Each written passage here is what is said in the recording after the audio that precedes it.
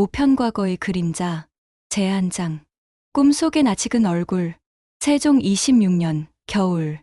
한양에 첫눈이 내렸다. 궁궐의 기와지붕이 하얗게 덮이고 마당의 소나무가 눈의 무게를 견디고 있었다. 이슬은 4편의 사건을 마친 후 잠시 쉬고 싶었다. 박민수의 얼굴이 자꾸만 떠올랐다. 사람들은 모두 그가 죽기를 원했습니다. 그 말이 계속 귓가에 맴돌았다. 하지만 계임은 쉬는 것을 허락하지 않았다. 칠인궁녀, 이리 오시게. 세종이 이슬을 불렀다. 그는 평소와 달리 진지한 표정이었다.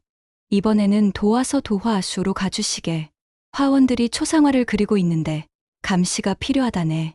초상화요? 그렇네. 조정의 고위 관료들의 초상화를 그리고 있지. 하지만 최근 화원들 사이에 이상한 소문이 돌고 있다네. 그림 속에 무언가를 숨긴다는. 이슬은 고개를 끄덕였다. 그리고 도화서로 향했다. 도화서는 궁궐 안쪽에 자리한 작은 건물이었다. 안으로 들어가자 붓과 먹의 냄새가 코를 찔렀다. 화원들이 비단 종이 위에 그림을 그리고 있었다. 장영실, 이곳이 도화서군요. 요정 장영실이 그녀의 어깨에 앉아 설명했다. 네, 조선의 화원들이 모여 궁중의 공식 그림을 그리는 곳입니다. 초상화, 기록화, 의궤이궤, 사파 등을 제작하죠. 이슬은 화원들을 살폈다. 모두 집중해서 붓을 움직이고 있었다. 그런데 그중 한 초상화가 눈에 들어왔다. 벽에 걸린 거의 완성된 초상화. 이슬은 그 그림 앞에 멈춰 섰다. 그리고 숨이 막혔다. 이건 그림 속 남자의 얼굴. 40대 정도로 보이는 단정한 인상. 그런데 그 얼굴이 너무나 낯익었다. 장영실, 이 사람, 무슨 일이세요? 이 사람, 제 남편과 똑같아요. 장영실은 놀란 표정을 지었다. 뭐라고요? 제 남편. 젊었을 때 모습이에요. 정확히 똑같아요. 이슬의 손이 떨렸다. 분명 현실에서 10년 전에 세상을 떠난 남편.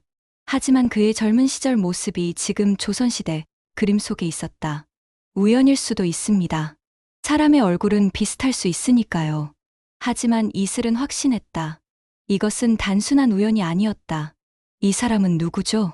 이슬은 근처에 있던 화원에게 물었다. 화원은 50대 중반의 침착한 인상의 남자였다. 저는 김홍도라 합니다. 이 초상화는 내수산의 슈스의 관리 이정훈 나리의 초상화입니다. 이정훈? 예, 별로 높은 관직은 아니지만 왕실 재산을 관리하는 중요한 업무를 맡고 계십니다. 이슬은 다시 그림을 쳐다보았다. 그리고 이상한 점을 발견했다.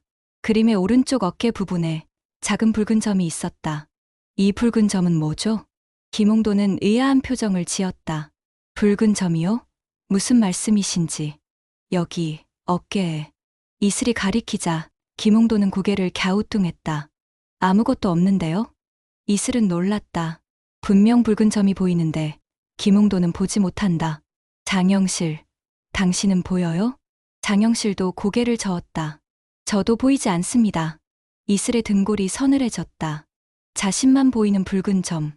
그리고 그것은 현실에서 남편의 사진에 나타나던 바로 그 표식과 똑같았다. 바로 그때 밖에서 비명소리가 들렸다. 사람 살려. 이슬은 황급히 밖으로 달려갔다. 제두장, 그림 속의 단서. 도화서 뒤편 작은 화실에서 시신이 발견되었다. 이정훈이었다. 방금 전까지 초상화 속에서 보던 바로 그 남자. 그는 바닥에 쓰러져 있었고 머리에서 피가 흘러나왔다. 주변에는 먹물이 흩뿌려져 있었고 찢어진 종이 조각들이 흩어져 있었다. 어찌 된 일이냐. 궁궐의 관리들이 달려왔다. 이슬은 재빨리 현장을 살폈다.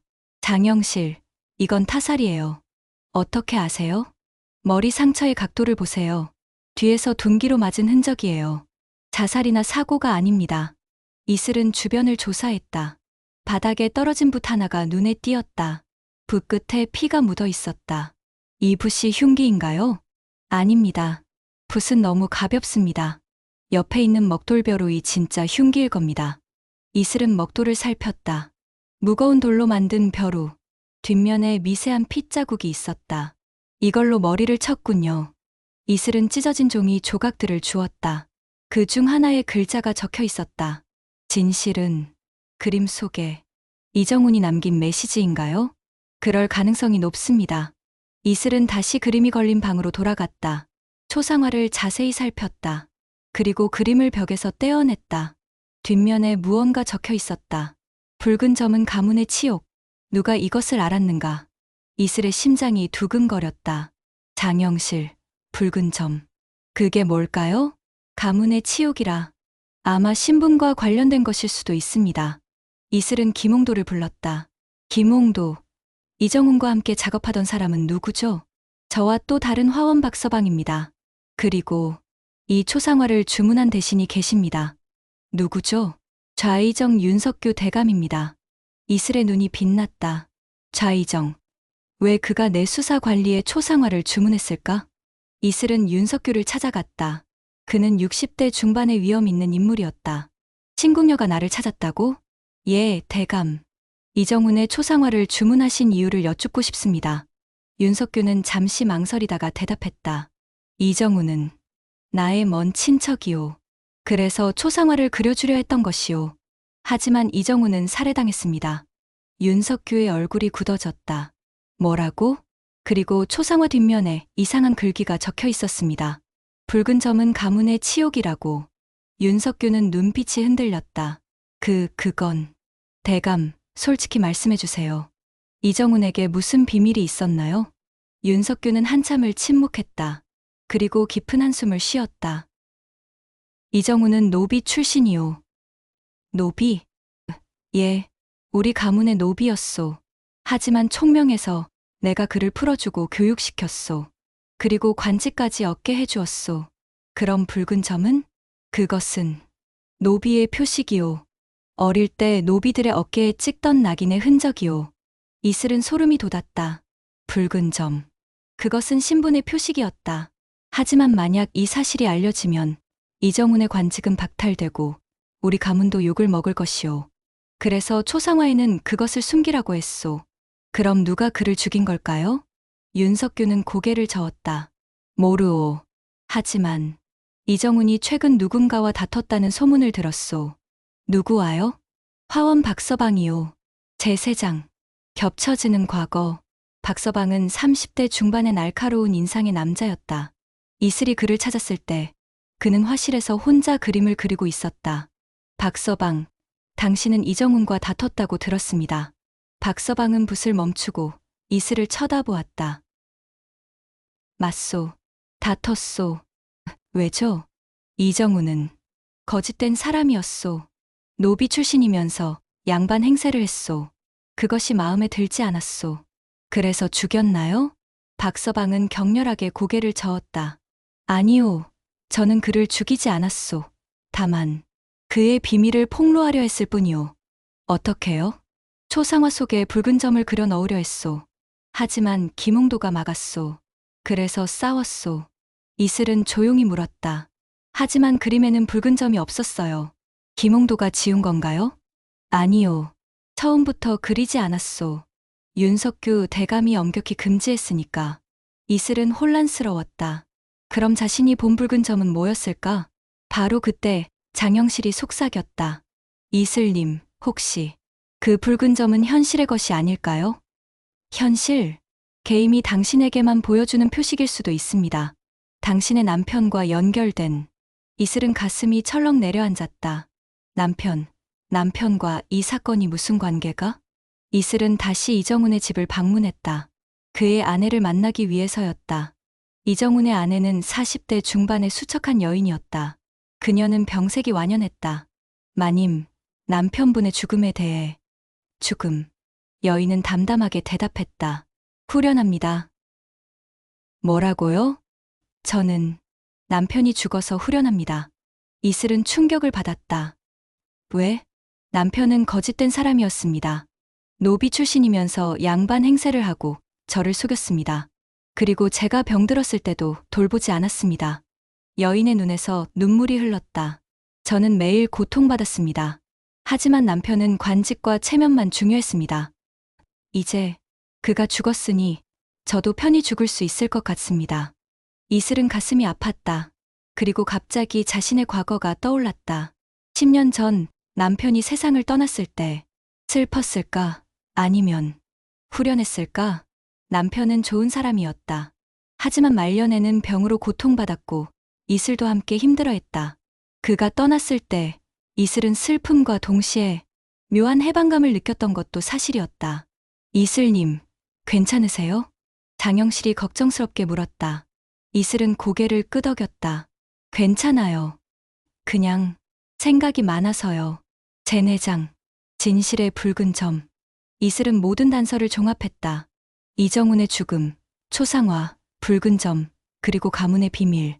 장영실, 이제 알겠어요. 뭐요? 범인은 윤석규예요. 좌이정이요? 네. 그는 이정훈의 비밀이 폭로될까 두려워했어요. 박서방이 초상화의 붉은 점을 그리려 했고 그것이 알려지면 가문이 욕을 먹을 것이었죠. 하지만 증거는 찢어진 종이에요. 이정훈이 남긴 메시지, 진실은 그림 속에. 그는 죽기 전 윤석규가 범인임을 암시하려 했던 거예요. 이슬은 윤석규를 다시 찾아갔다. 그리고 조용히 물었다. 대감, 당신이 이정훈을 죽였죠? 윤석규의 얼굴이 창백해졌다. 무슨 소리냐? 박서방이 초상화의 붉은 점을 그리려 했고 이정훈은 그것을 막으려 했어요. 하지만 대감은 더 확실한 방법을 선택했죠. 이정훈 자체를 없애버리는 것. 증거가 있느냐? 있습니다. 대감의 옷소매에 묻은 먹물이요. 윤석규는 자신의 옷소매를 내려다보았다. 미세한 먹물 얼룩이 있었다. 이것은 화실에서 이정훈을 죽일 때 묻은 거예요. 당신은 벼루로 그의 머리를 쳤고 그 과정에서 먹물이 튀었죠. 윤석규는 더 이상 버티지 못하고 무릎을 꿇었다. 죄송하오. 사건은 해결되었다. 윤석규는 체포되었고 이정훈의 죽음은 세상에 알려졌다. 하지만 이슬은 여전히 불안했다. 초상화 속 붉은 점.